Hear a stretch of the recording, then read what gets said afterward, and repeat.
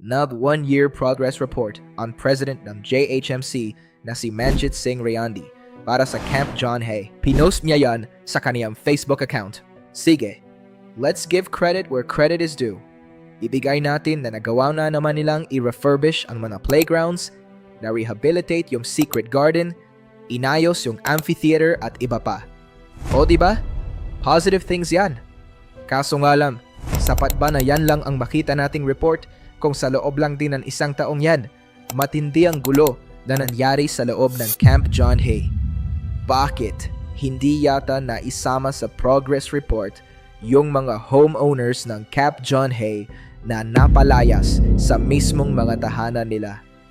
Hindi rin na-highlight sa video yung biglaang pagpapasara ng mga business establishments sa Mile High kung saan napakaraming taga-Baguio ang nawalan ng hanap buhay. May mga pinadenta nga kayo sa camp, pero may mga pamilya at negosyante naman na nawalan ng peace of mind at kabuhayan. Nasaan naman ang progress report para sa kanila? Bakit hanggang ngayon, dinededma pa rin sila? Bilang tagapangasiwa ng Camp John Hay, naniniwala tayong hindi kailangan magsakripisyo ng kalikasan para lang sa kaunlaran. Pwedeng magtulungan ng dalawa na habang tayo ay mas umuunlad, ating pinapangalagaan at mas lalong pinapahalagahan ang ating kagubatan. Sa inyo na mismo, nanggaling na dapat panalagaan ang kalikasan. Pero paano nyo yan masisiguro sa amin kung naglalakihang proyekto ang nakabila na plano nyong ipatayo?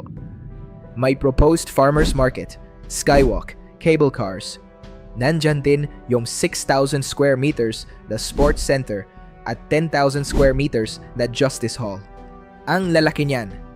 Isama mo pa yung mga bagong tayong restaurant sa loob na nakapag-operate agad.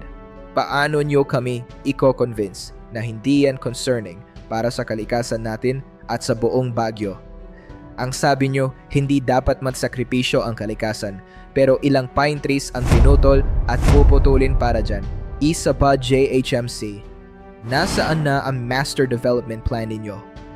Ayon sa Baguio LGU, hindi pa raw kayo nagsasubmit ng plano para sa mga proyektong ito. Paano magkakaroon ng mga ganyang kalaking construction at mga bagong establishment kung hindi pa napapakita ng buo sa LGU kung ano ang epekto nito sa environment at nature preservation ng John Hay? Ang daling i-highlight sa video ng mga nagawa para sa camp, diba? Pero sana, pagdating sa mga dambuhalang building at kawalan ng master plan, hindi kayo tahimik. Lahat tayo gusto ng kaunlaran, pero dapat meron ding transparency. Dahil ayaw naming magbubulag-bulagan sa mga nawalan ng hanap buhay at sa mga proyektong posibleng makasira sa kalikasan natin. Ang gusto namin, i-preserve ang Camp John Hay. Para sa atin, para sa Baguio.